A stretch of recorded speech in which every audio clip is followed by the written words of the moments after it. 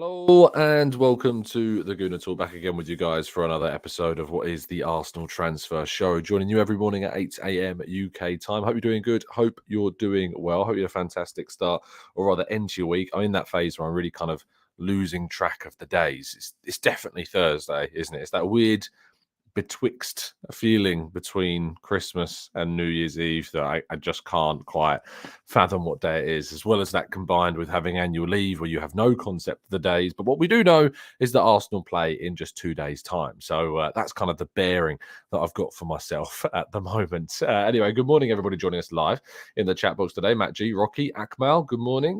We got Olu, we got Temi, we got Kaiser, Red Star, Lee, Amira. Good morning, guys. Harvey, Keems, Francois, Rahil. We've got, who else we got? Rohit, Mohammed, Christopher, Machiavelli, Dando, Peter, Stevie, and Brad. Good morning to everybody else as well. Unfortunately, can't say good morning to everybody, but please take this overall morning as a morning to all of you. It's really getting interesting, I think, in terms of the Premier League action returning. I think we've seen some very interesting results and performances. Yesterday was no different, even though it was probably, an expected victory for Manchester City. It took until the end of the first half for them to score, and I thought that Leeds were the instigator of their own downfall, if you will. They really did create their own problems. They didn't clear the ball with the first goal. They gave the ball straight away with the second goal. And it was a real gift of a game for Erling Haaland to add another couple of goals, which means that they, of course, closed the gap once again to 5 points. Haaland spoke after the game in which he said that they need to hunt Arsenal down. They can try. Arsenal just need to keep winning. It is, as they say, in our own hands very much this early on. We just need to keep on picking up the points that we got. And we've got a very, very difficult game, of course, against Brighton coming this New Year's Eve. Now, what we can talk about is the Man City fixtures that are coming up. They play a very, very weak Everton side, of course, on their New Year's Eve game at 3 o'clock. We expect them to win that and then put the pressure on Arsenal, of course, 2.5 hours later to get their points away at Brighton, which is particularly tricky. But then they're away at Chelsea on the 5th of January when we're, of course, playing Newcastle during that same time period. They then go and play Chelsea again just 3 days later in the FA Cup third round. They then travel to Southampton in the EFL quarterfinal. They play Man United, Spurs, Wolves. They play Spurs again before playing Aston Villa and then us. So there's a difficult run of fixtures for them as well as us. At the end of February's kind of middle phase, I think we could have a good idea about where things stand. And then you've got Newcastle, of course, as well, that have got their own challenging run of fixtures as well that they'll need to overcome. They have to face some tests. Yes, they've got a good result against Man City already this season. They've still got to play us. They've still got to play some other very decent sides as well. We'll have to see how they get over those challenges that they've got as well. So that Newcastle game we've got coming up at the start of January is an absolute must-win, and we cannot afford to drop points against them. Takahiro Tomiyasu is expected to return and be back for Arsenal in the game against Brighton on New Year's Eve, which is good. We need, I think, Tomiyasu back for some of these games across January. We know that Arteta's like to use him in that left-back role when we want to play a little bit more cautiously, maybe against Anthony, maybe against Kulusevski. We might decide to use Tomiyasu in those games. Although, saying that, when we play Man United at home, we might want to be more, we want to show more impetus and use Zinchenko there. But maybe away at Spurs, it'll be an opportunity to use Tomiyasu again in that left-back role to see if he can lock down that Almiron threat from if we play Newcastle, and of course that Kulusevski threat when we go away to Spurs. Now, the Kroenkes are said to want to back Arsenal to win the title this season. David Ornstein was speaking on American television talking about a number of transfer targets, which we'll expand more a little bit later on in the show, but specifically the fact that the Kroenkes have been spoken about in this real kind of pushing to really give Arsenal the best opportunity possible to win a title for the first time in what feels like forever. It's been, of course, and will be 17 years come 2023 until we won, or since we won 17. My math's going weird. 19. Think about it, 2004, 6, 3. Yeah, it's 19 years, isn't it? It's even longer than you think that it might be.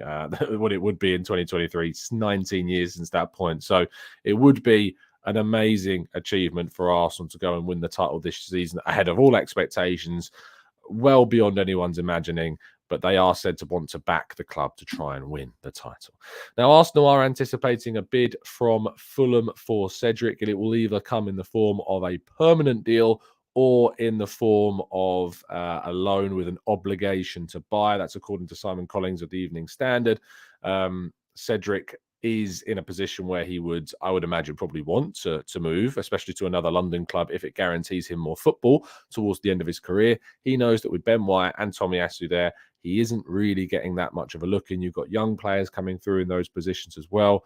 If Arsenal can get a decent amount of money for Cedric, I think it's a really positive thing. That said, they are going to be very cautious about who they let go because they know that they are short in certain areas of the squad, and that could become very apparent if White or Tomiyasu suffer injury problems, of which we know both have a history of at the club. Now, Brendan Rodgers is said to be trying to convince Youri Tielemans to sign a brand new contract. This is according to the Leicester correspondents of the BBC that claim that indeed the Leicester City manager wants Tielemans to stay and wants to try and convince him to sign a new contract. Could this then have some kind of impact on whether or not Tielemans is available come the end of the season on a free move? Of course, if he signs that deal, it would, because it would end Arsenal's hope of getting him on a free, or any other club for that matter.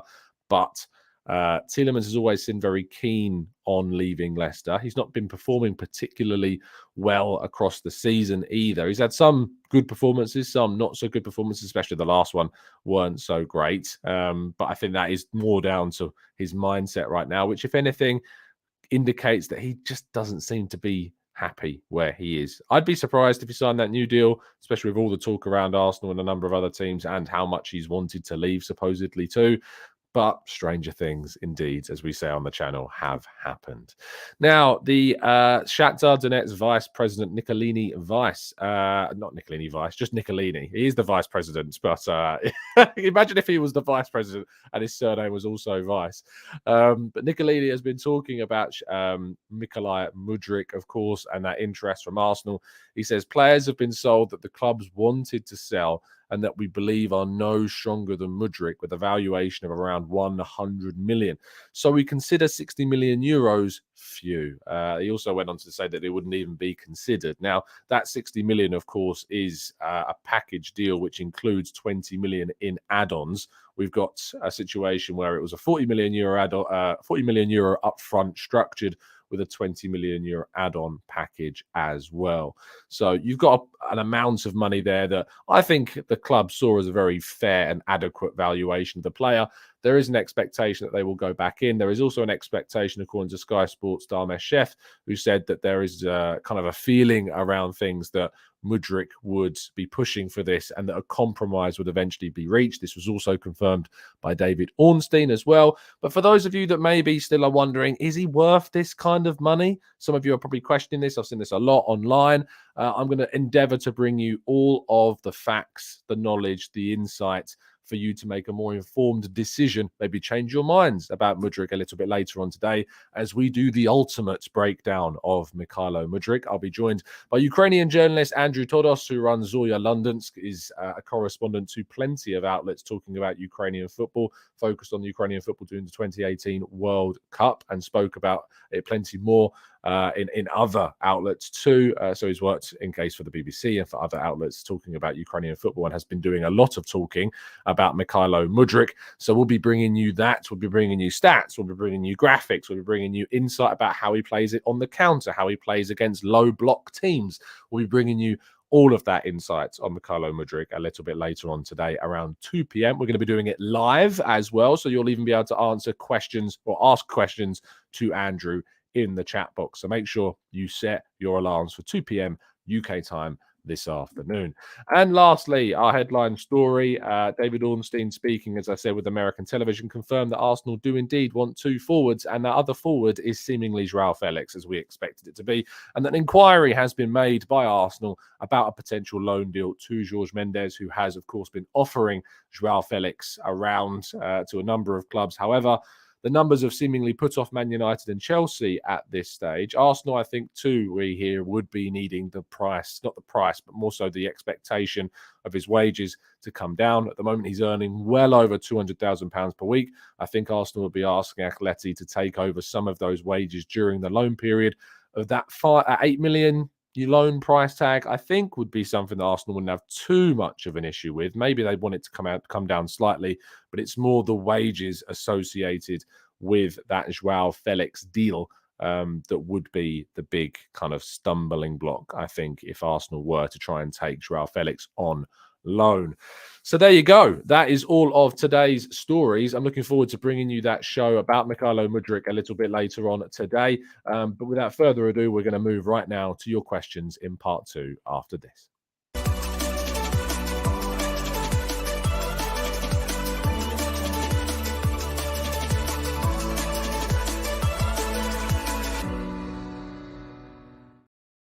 Okay, let's move to part 2 and your questions in the chat box. Let's scroll up a little bit more. Lynn says, question, Tom, to be fair, even they have the Kroenkes, even they, being the Kroenkes, of course, have changed towards the club, and their spending back towards Arteta is 100% trying to get us the Premier League. I think the things have changed, of course, with the ownership. I think from 2018, when the Kroenkes took full ownership of Arsenal, that was the big turning point in terms of club spending. We've seen massive amounts of money invested into the club since 2018. We've seen Arsenal break their transfer record, not only for individual players, but for individual transfer windows as well. All of the criticism towards the Kroenkes in many areas is still absolutely valid. But what I would say, especially in the Super League context, what I would say is that obviously all the criticism about do they care, are they going to invest, they need to spend, before 2018, I kind of have that, not sympathy, but understanding as to why they didn't. Because if you don't fully own something, the question is, why would you then invest money into it? Now, they do fully own the club. They are backing Arteta. They've not only backed Arteta, but they've backed things since 2018. They've invested money into the club, and we've seen the benefits of that. And we are seeing that this season, of course, with where we sit in the table. Hopefully, this January window is going to be a massive kind of boost to the club as well. Let's go to Deepak, who says, question, Joao Felix understands it's for a loan. Do you think this could become a permanent deal if the player thrives, if he was to say, hypothetically, move to Arsenal and does really well? I imagine that there would be discussions between Arsenal and Atleti at the end of the season. The problem is, if he does do really, really well, he is under a long-term contract still, long enough that Atleti would ask for that 100 million euro figure. That's the big stumbling block if you want to sign Joao Felix on a permanent deal. I haven't got much issue with us signing him on loan at all. I think it would be pretty much a no-brainer move for Arsenal to sign him on loan during the window. We've got Balogun coming back at the end of the season. That gives us that additional striker that we don't need to invest in if we want to. But maybe Arsenal would be tempted to go big on Joao Felix if he was to be a huge success come the end of the season. I imagine you'd get the classic comments of he's playing for a contract. But how can you differentiate that between a player just playing for a contract and a player playing well? Very difficult to do that. Where do we expect Felix wants to go, says Steve? It's difficult to know. You know, David Ornstein for The Athletic reported that the feeling was that Arsenal would suit Felix more than some of the other clubs like Man United that he's being linked to. Whether or not that goes into his own thinking, we don't really know at this stage. So sorry, Steve, a bit of a cop-out answer, but ultimately we don't really know. But that's the information that we have on where the experts feel he should be moving. Ashley says, do you think the timeline of Jesus' comeback is crucial in getting Felix / another forward? Personally, the second forward will only sign late depending on Jesus' recovery if he's injured until late March / April. Now, there's been no suggestions at this moment in time that Jesus' injury should see him out until April. If there is any setbacks in his injury rehabilitation, that would, of course, impact things. But there's been no indication that April is the return period. It's been much more February / March. I think that Arsenal want to sign a striker anyway. They know they're short right now. They know they need to bring someone in just in case they have another injury to, say, Nketiah. Then that could really mess things up for Arsenal.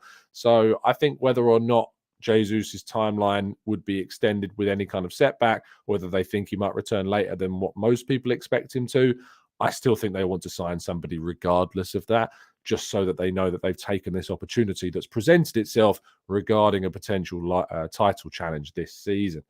Daniel says, who is the CDM that we're going after? There's a number of players that Arsenal have said to been linked to. We aren't 100% sure about a specific player that they might go for. The name in the frame at the moment seems to be Ibrahim Bamba from Victoria Guimaraes, 21-year-old Italian, playing in Portugal. We don't know loads about him. If the links intensify, I'll bring you a tactical breakdown. But At the moment, it doesn't seem to be that midfield is being prioritised. It does seem that that forward line is the one that is being looked at more heavily. Of course, there could be things going on behind the scenes that we're at the moment very much unaware of. And I kind of hope that that's the case in some senses. Emily says, hey, Tom, how is it that Liverpool see this happening with other clubs too? Can sign and unveil Gakpo before the transfer window is open? The transfer window is basically a period in which players can be registered. And with the Eredivisie not back underway, with PSV not playing any games, of course, I'm pretty sure that's the case anyway. They can basically sign the player ahead of the window and then just register him before the window opens. We've done it before. We did it with Lucas Podolski. If you remember, we signed him like way back in March, I think, of 2012. Before we then officially like sorted it all out in the summer. Maybe it wasn't as early as March, but it was very early on. Chelsea did it as well with Timo Werner. Timo Werner then didn't play in the Champions League games for RB Leipzig because Chelsea had already activated his release clause. It's a very strange scenario, that one. But it can happen. You can get an agreement with a club before the window opens. You just can't play them until the transfer window opens because you have to register them during that period. So I hope that answers your question, Emily. Amira says, why do journalists love publishing the same story but rephrasing words like in talks, in discussions, in conversations, etc.? Interactions are important, but wouldn't it affect your credibility? I can't speak, Amira, for what other people do. From my perspective, I, as an Arsenal writer, are constantly I'm looking at the latest information that's out there. I'm looking for the latest stories out there. I'm trying to find stories out myself and we'll write stories based upon that. I'll also write pieces based upon kind of my thought processes on things. So we're linked to Mykhaylo Mudryk. So I did that piece on the 23 minutes that Mykhaylo Mudryk has played, which really kind of burst him onto the scene to give people insight on that. I like writing those opinion-based pieces around tactics and analytics, but I can't speak for anybody else and what they do. Those phrases are buzzwords that I always recommend that you look out for. I always advise you guys, when you're listening or you're reading pieces, to look for facts. That's how you're going to get a better understanding of the situation. Look for money, look for the words like bidded, inquiry, looking for timeframes, these factual sort of things rather than the more broad terminologies that don't really give us anything. When you see words like have an interest in, are in discussions with, these types, are tracking, these types of broad terminology, even inquiry, to be fair, is quite broad. So you want to look for facts, you want to look for timelines, you want to look for dates, you want to look for money valuations, you want to look for bids, that's what you want to look for. So whilst I can't really answer your question in terms of the why, I can always give you that advice as to how you should approach different stories. Benji says, Tom, say we do get Felix and Mudryk, how quickly would you want to deploy them? And would you want them starting or rotating in the league? For me, Benji, and I got asked this question actually yesterday on social media. The question was, why are we spending so much money on Mudryk when he doesn't even start for us right now? And it's a fair question because Mudryk doesn't start for Arsenal right now and we're spending a lot. The point of this, and I talked about this on a previous show, is that Mudryk is like the perfect finisher for us right now. He's the perfect player to come on and end games for us when we take off Martinelli or we take off Saka. You've got a player coming off the bench that can add real quality, real threat at full fitness and really kind of kill the game off for us. And then in future seasons, we can see him develop into a potential starter. It's an investment. It's about looking into a player for the future that can still have an impact in the short term and, more importantly, in the long term. With Joao Felix comes into things. I imagine he would be on the bench to start with. And then in the Europa League games or the FA Cup games and the just kind of the midweek games, you can rotate him with Nketiah. You can sub him on at halftime, or you can sub off Nketiah earlier on, or you can choose to rotate. It's going to take some time for them to integrate. That's why signing players early in the January window is as important as possible. You don't want to be waiting until deadline day. You want to try and get this stuff done as soon as we can. You think back to last season, Spurs managed to get in Bentancur and Kulusevski, and despite my doubts in those two players, they went on to have a fantastic season. And what I think is important is that kind of goes to show that our kind of perception of a player at one club, my perception of Kulusevski at Juventus was, I'm not really sure if he is going to make it kind of the top level. And yet you see him play under a different coach and a different team, and you see how good he is, which is kind of the same thing with Tielemans in a way. For the people that are writing him off, I would say, don't completely write a player off. If the club are after them, they clearly have an interest in the player. They clearly have done their homework and due diligence in looking into the player, and maybe have a bit of faith into the reasons as to why they are pushing for that player. You know, I had a number of discussions yesterday with people about Mudryk's style and what he fits into. We're going to go into a lot of detail today about that with our tactical breakdown on him. But it's important to consider that the club do always do their due diligence, especially in this current setup of the recruitment regime. Are they going to be perfect? No. Are they going to mistakes? Probably. But I think it's important to lean on the track record of the recruitment team that we've seen build a starting 11 at least that are now title competitors. We just now need to build a squad that's of title challenging credentials. That's what we're looking to do. Okay, Liam says, at what point does Mudryk become too expensive and we start looking at alternative targets? I think if Shakhtar refuse to come down on that 100 million, I've reported and noted the information that I have, which is that Arsenal are reluctant to make Mudryk their record signing. They don't want him to exceed that £72 million record signing that we made. We don't want that added pressure on him. So maybe if it gets to above 80 million euros, which is what Pepe cost, I think that's when we start seeing a problem. If they can get him for 75 million euros, I think that's probably the maximum that they would go to. But they don't really want him to become our record signing. Let's scroll down a little bit more. Steve says, to the chat room, I'm late. I'm very late, but have you liked the video? Have you liked the video indeed? Thanks, Steve. If you haven't already dropped a like on today's video, please take just one quick second to press one quick button. It means the world and really does make an impact on the channel and sends it out to more and more people through YouTube's platform. So yes, please do drop a like on the video and subscribe if you are indeed tuning in for the first time or haven't done so already. Supercat says, do I see Arsenal signing a midfielder? Much less than I did, say, a month ago. I really thought that we would push for a wide player and a midfielder. I think maybe that the injury to Jesus is having more of an impact than maybe we initially thought it might, especially with all the Joao Felix. Maybe if there wasn't such an obvious lone candidate to go for, we would be more in for a midfielder. But with this Joao Felix kind of profile out there and available, that might have changed things for the club. Paul says, shouldn't a better barometer of Mudryk's value be how much Liverpool paid for Gakpo and Diaz? Not really. And the reason why I say that, Paul, is because I'm very, very reluctant always to compare price tags of players, because the situations are often very, very different. The clubs are very, very different. The age profiles are very different. The clubs they're coming from, the leagues they're coming from are very different. The contract lengths are very different. There's too many factors to go, well, this player costs this much and this player costs this much, so this player must be worth this much. It's impossible to really get a genuine comparison of price tags.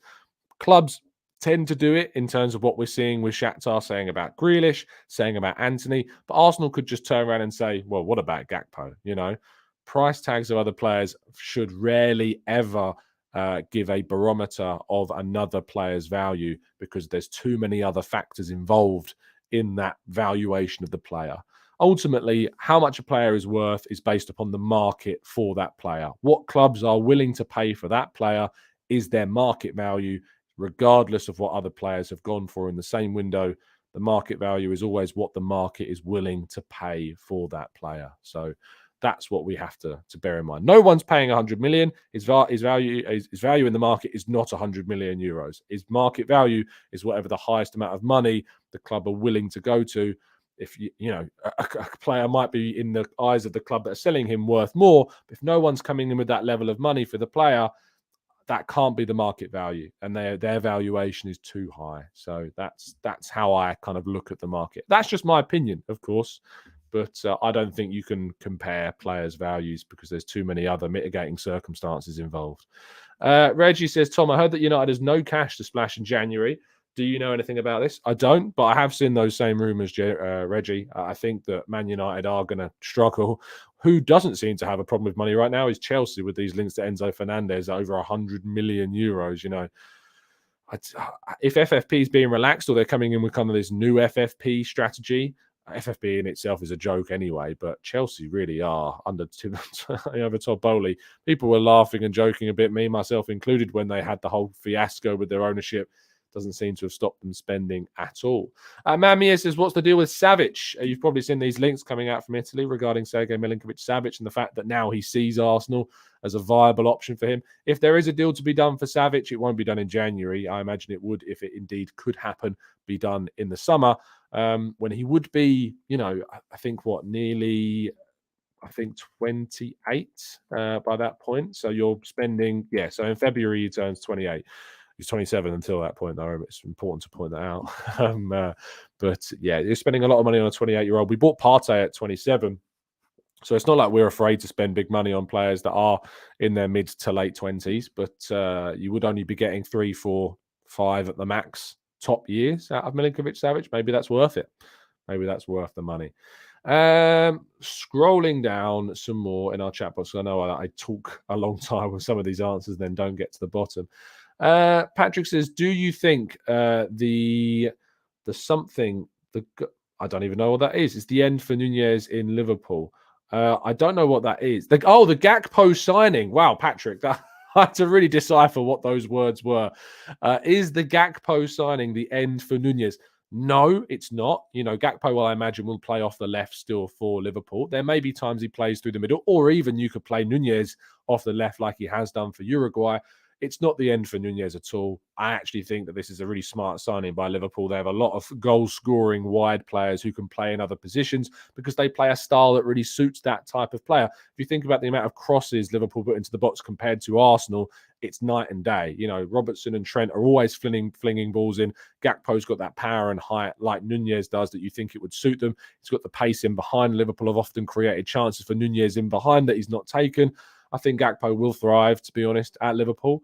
Because I think the Liverpool style is different to that of Arsenal's. What Arsenal do is much more similar to Man City. They do have their own style, but there are certainly elements that you see are similar to Man City compared to Liverpool's style that I think Gakpo suits a lot more. And that's why Arsenal weren't necessarily convinced to add Gakpo, whereas Liverpool have felt that he is a profile that fits that system. And I can absolutely see why they've done that. Tom says, talking about Podolski, are there players on the market who can score a beautiful thunder bastard of a goal from miles away? I miss those strikes. Yeah, me too. Is there? I miss the likes of Podolski and Hulk, if you remember him as well. Players that could just smash the ball so hard into the back of the net from like 30 yards away. I don't know off the top of my head. I'm sure there's plenty being shouted out in the chat box now, but I can't think of too many off the top of my head. No. I miss Hulk so much. It used to be a compilation brilliance, but it was from Hulk on YouTube. You could find so many ridiculous goals from range from him. Rohit says, does Bellingham have a release clause? I don't think so. I think he's just valued at over 100 million by Dortmund. So no, I don't think he does, but I might be wrong. Frank says, I'm not saying it's the best fit, but short-term solutions for the striker position who wouldn't take long to settle and can fill in for those European Champions League games or Europa League games. I'm not sure who, Frank, you would suggest kind of is those short-term options. Frank does say, I'd rather Palhinha from Fulham in the summer in that kind of midfield role, but I don't really see what short-term options. If it was Antonio, it's a solid no, which I've just seen a comment you put in there. It's a solid no on Antonio. Doesn't fit anything of what we do and style-wise. Dogan says, what do you think of Yunus Musa? I believe he's a really good player and can be a great backup to Partey. He is a very good player. He has done very well at Valencia and the US men's national team. Would cost around 20 million, apparently. That's what Valencia are after. Is that the type of player that we want to bank on for the long-term future to replace Partey? I'm not sure, but I do think that it's almost impossible to find Partey's replacement whenever we have to do that. It's going to be very difficult indeed. Bellingham isn't a Partey replacement. Declan Rice arguably is probably the best option in the Premier League, but it's going to be very, very expensive unless you can get him on a free in a couple of years' time or 18 months' time, I think. I just don't necessarily see that happening. Maybe Ruben Neves is not a bad shout from Prince Tutu. Ruben Neves is not a bad option for that DM position. Another Premier League-ready player. Could be quite expensive, but his contract too is reaching a bit of an end. So maybe that's the type. I have more of an impression that Arsenal will probably look for a young player that will develop into that player rather than someone that's more immediately ready. But I might be wrong. We'll have to wait and see. Let's go to Wasim. It says, do you believe that the arrival of Mudryk can influence the renewal of Martinelli's contract? No, I think that will be absolutely fine. I think if you're Martinelli, I think you'd want to be in a club that's competitive. You'd want to be in a club that's adding quality all the time and gives you the best opportunity to win a title. So no, I don't think so. I think that is very close, if not already behind the scenes kind of done at this stage. Seruwagi says, do we have a chance with Ferran Torres? I think there's a chance that Arsenal could have if they wanted to push again for him. They tried apparently at the end of last summer's transfer window to push for Ferran Torres. I'd rather see us go for Mudryk personally than Ferran Torres, but I think Ferran Torres is a very good versatile option that could offer us something in the middle and in those wide positions. But I know that a lot of people have their doubts about Ferran Torres as well. There is over 1,000 of you tuning in this morning, which is fantastic. Thank you so much for the continued support on the channel. For those that missed the earlier points earlier on, later on today, we will be doing that detailed Mykhaylo Mudryk ultimate tactical breakdown with Ukrainian journalist Andrew Todos of Zoya Londonsk. So do make sure you set your alarms for 2 p.m. at UK time. We'll be doing that live, so you guys can even ask questions to Andrew on the show as well. Ian says, we have to get another midfielder that can be made into the playing style of Partey. It took Partey 1.5 years to master that position. And the way that Arteta wants to play. It's a difficult position. And as I've said before, if the expectation is of yourself that, and this is not you, I am, but people in general, that we need to sign a player that can replace Partey or rotate with Partey or cover Partey in January, prepare to be disappointed, because the realistic side of this is that just is not going to happen. There just isn't the players out there who can give you what Partey can give you. The reality is that we're going to struggle to bring in somebody that can do as good of a job as El Neni can do in the short term, because he's already transitioned, he's already in with the team, he already knows how Arteta wants to play, he's already covered for Partey. You're going to find it a difficult challenge to find somebody that can give you an immediate impact more so than what El Neni does now. I know that's not what people want to hear, I understand that, but the reality is of the situation that is where we are at with that. So it's like Danilo when we talked about him. If Danilo came in and we were playing Man City tomorrow, I'm starting El Neni if Partey isn't available over Danilo any day of the week. And that's kind of where we're at with the number 6 position in the team. We might need to find somebody. I would love to find somebody in this window, but I think the midfielder that we're more likely to bring in is that left 8 position, that Tielemans being brought forward more so than the number 6, because I think there's more options in that left 8 role than there is. But arguably, we've got more depth in that left 8 role than we do at 6, because we've got Lokonga and we've got Vieira and we've got Smith Rowe coming back who potentially could play there. And there's someone else as well who I'm forgetting, but I can't remember. So yes, there is a number of options that we've got. You could even play Oneni with Partey if you wanted to and push Partey slightly further up, or vice versa. So there are options that we have. But yes, I don't think the midfield is what is going to happen. Yeah, Ian says for a long term, that is how Man City did with Rodri. And let's be honest, Rodri was kind of the best option in the world at that point.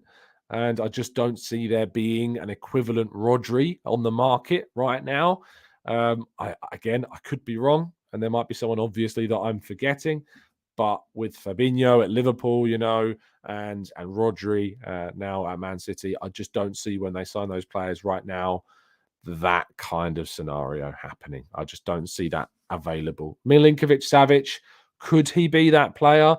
He's more of, in my mind, a forward-thinking 8 than a deeper 8. But at the same time, Partey did play very progressively at Atletico Madrid. Didn't play an out-and-out 6 role all that often for Atleti. Was expected to do a lot going forwards. And he has transitioned, Enzo Fernandez is just that player that's worth over 100 million. You're just not going to see that happen. So, and to be honest, I think that's far too much money. I liked him at the World Cup. I've liked seeing what he's doing at Benfica, but I wouldn't pay over 100 million for Enzo Fernandez. I just don't think that's a smart decision at all, to be fair. Anyway, we are going to wrap things up there. Again, one final plug for this afternoon's Mykhaylo Mudryk Ultimate Tactical Breakdown, which will be out at 2 p.m. UK time live with Andrew Todos, so do tune in for that. It'd be awful if he cancelled now. I've plugged this one so much. But indeed, so I'm assured that Andrew will be with us later on this afternoon. We'll be looking at graphics, stats, answering your questions, looking at how he performs against low blocks, how he performs on the counter, how he fits into the system. Is he worth these big figures that are being talked about? All of that discussed and more a little bit later on today. So thank you so much for tuning in. It's been a genuine pleasure. Do drop a like before you go. As you leave through the door, just press that like button. We'd much appreciate it. And if you are indeed new or you've just come here for the first time, do subscribe to the channel as well as we work our way towards 50,000 subscribers. Thank you so much for tuning in. I'll see you again very, very soon. And as always, up the Arsenal. Oh, quick thing before I wrap up. There will be no Eat, Sleep, Arsenal Repeat podcast this week.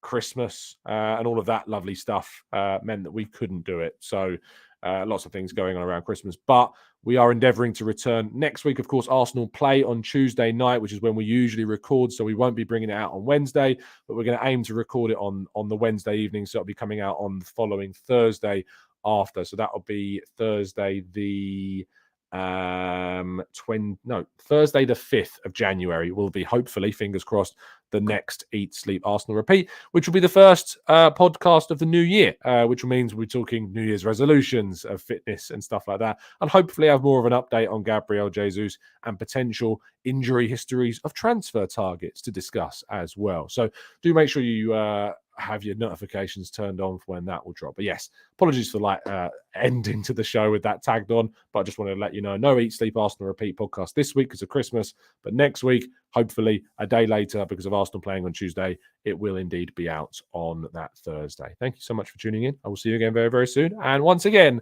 as always, up the Arsenal.